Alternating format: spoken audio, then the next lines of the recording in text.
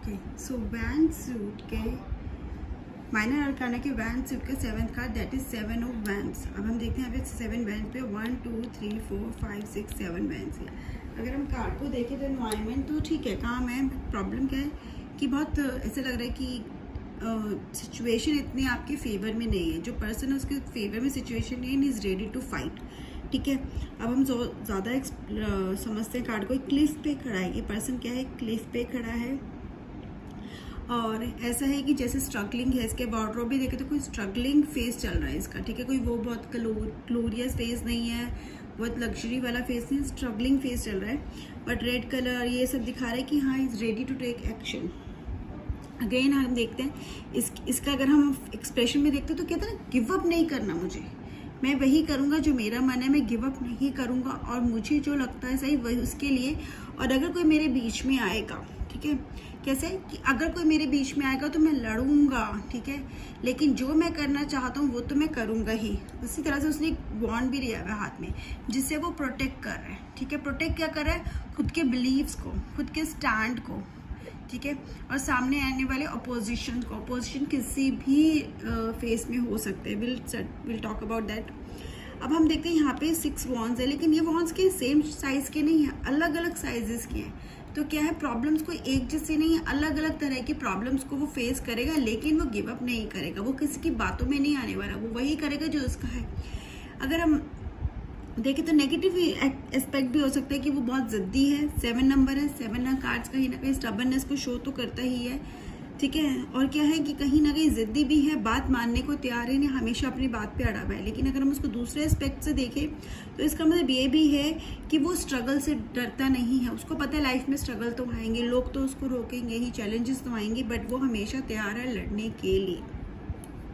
Struggle किस तरह का हो सकता है, फिनेंशियल हो सकता है, रिलेशनशिप का स्ट्रगल हो सकता है, मोरालिटी का स्ट्रगल हो सकता है, जहाँ पे सही गलत में चूज करना हो सकता है ऐसा स्ट्रगल हो जहाँ पे लोग उसको लेट डाउन करने की कोशिश करें, उसको डराने की कोशिश करें, या फिर उसको गलत फ्रेम करने की कोशिश करें, उसको गलत पिक्चर में दिखाने की कोशिश करें।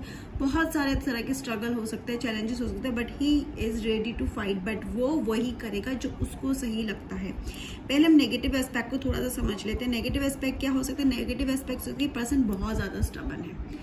ठीक है, अब स्टबर्न पॉजिटिव भी होते हैं, नेगेटिव भी होते हैं, वो डिपेंड करता है सिचुएशन क्या है। बट ये पर्सन जो स्टबर्न है और ये कह रहे हैं मैं किसी की बात नहीं मानूंगा, तो होता क्या है, कभी कभी सही गलत के साथ सही लोगों की बात भी इग्नोर कर देता है, क्योंकि उसको ये लगता है कि वो उसके हिसाब से गलत है। उसको ये लगता है कि वो सही नहीं है, बट वो सुनने को ही तैयार नहीं है।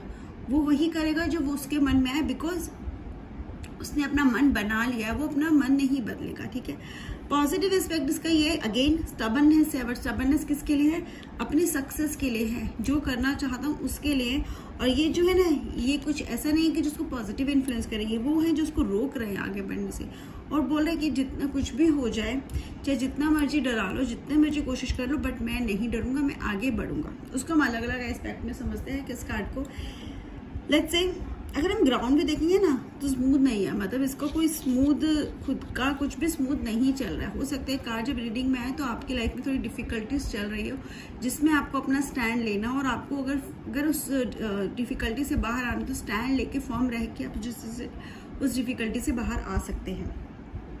सेकेंड हम समझते कि अगर ये मनी फिनेंस में आ जाता है कार्ड, तो उसका क्या मतलब, फिनेंसेस में हो सकता है कि ये हो सकता है कि आप फिनेंशियल थोड़ा स्ट्रगल कर रहे हो। ठीक है, हो सकता है फिनेंशियली आपका ज़्यादा अच्छा नहीं चल रहा, और ये कार्ड आपको एडवाइस भी कर रहा है कि आप अपने फ्यूचर के लिए थोड़ा सेव करके चलो, क्योंकि रिक्वायरमेंट हो सकती है किसी इमरजेंसी फंड की फ्यूचर के लिए।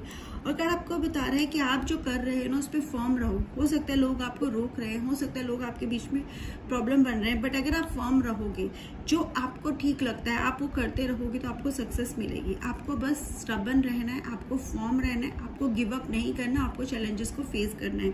हो सकता है कोई प्रोजेक्ट है, कोई बीच में उसके प्रॉब्लम क्रिएट करे, ठीक है, आपके बीच में। हो सकता है आपके काम में जो भी बिजनेस कर रहे हो उसके बीच में रुकावटें कोई खड़ी कर रहे हैं, लेकिन आपका जो स्टैंड है वो आप क्लियर रखोगे और उनसे फेस करते रहोगे तो आपको सक्सेस मिलेगी। सिमिलरली इन जॉब ऑल्सो, ठीक है, ये भी हो सकता है कि आपके काम को अप्रिशिएट नहीं किया जा रहा है, या आपको क्रिटिसाइज किया जा रहा है, या बार बार आपके सामने ऐसी चीज़ें की जा रही है कि आपको नीचे दिखाया जा रहा है।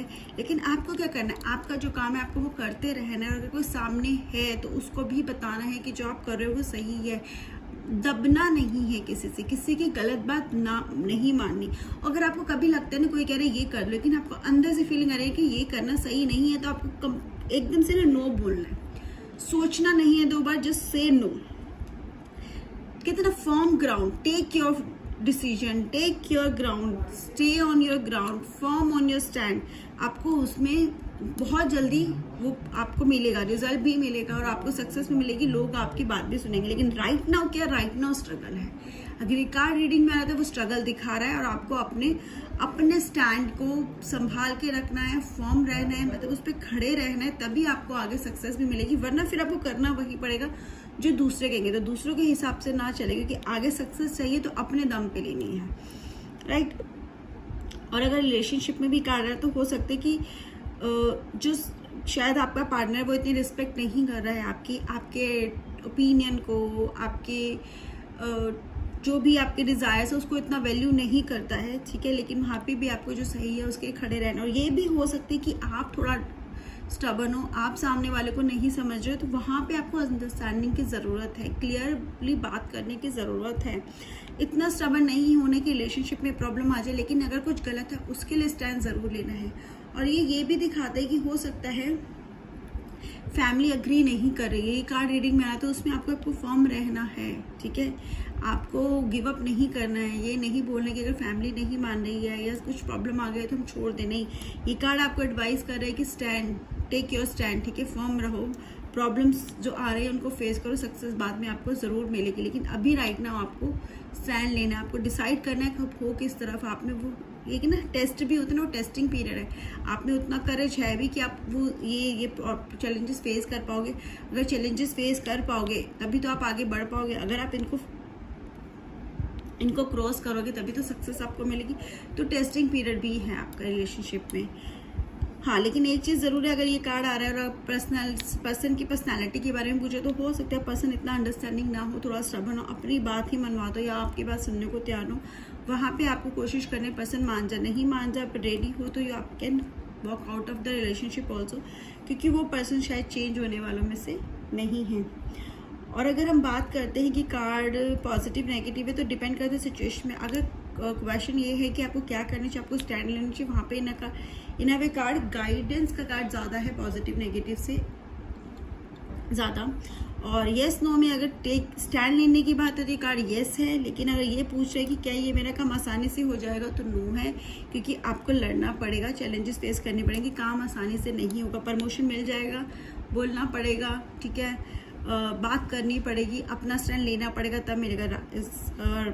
इंक्रीमेंट होगा उसके लिए भी अगेन आपको अपना स्टैंड लेना पड़ेगा। हो सकता है इंक्रीमेंट के चांसेस कोई ऐसे नहीं कि आपका इंक्रीमेंट हो ही जाएगा, ऐसा कुछ भी क्लियर नहीं है। क्या मुझे बिजनेस में फ़ायदा होगा, अगर आपने चैलेंजेस फेस किए तो होंगे, लेकिन अगर आपने गिव अप कर दिया, आपको लगा कि नहीं कोई बात कि नहीं ये तो मेरे बस का नहीं है, तो फिर आपको फ़ायदा नहीं होगा। रिलेशनशिप में भी सेम है, अगर आपको कुछ गलत लग रहा है तो आप बोलो, अगर आप नहीं बोलोगे तो ये रिलेशनशिप बहुत आगे तक नहीं जाएगा। अगर जाएगा भी तो आपको सामने वाले के हिसाब से ही रहना पड़ेगा, वो आपकी वैल्यू नहीं करेगा। तो आपको अपना पॉइंट बहुत क्लियर होना चाहिए हर तरह से। हेल्थ में भी अगेन ये चैलेंजेस दिखा रहा है कि बहुत सारे चैलेंजेस आ रहे हैं, लेकिन आपको फर्म रहना पड़ेगा, कोशिश करते रहना।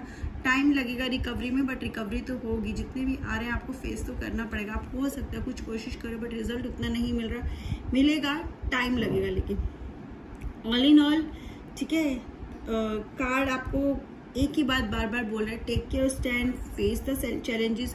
अगर चैलेंजेस फेस करोगे, और चैलेंजेस कोई एक तरह के नहीं, बहुत अलग अलग तरह के हैं, कोई एक तरह के वर्ड नहीं है यहाँ पे, बहुत सारे तरह के हो सकते हैं। बहुत सारे ऐसे लोग भी हो जिनको आप ट्रस्ट करते हो बट वो आज आपके सामने चैलेंज की तरह खड़े हो। आपका टेस्टिंग पीरियड है, चैलेंज फेस करो तो आपको सक्सेस मिलेगी, right. Still if you have any question you can ask. Bye bye, have a great day.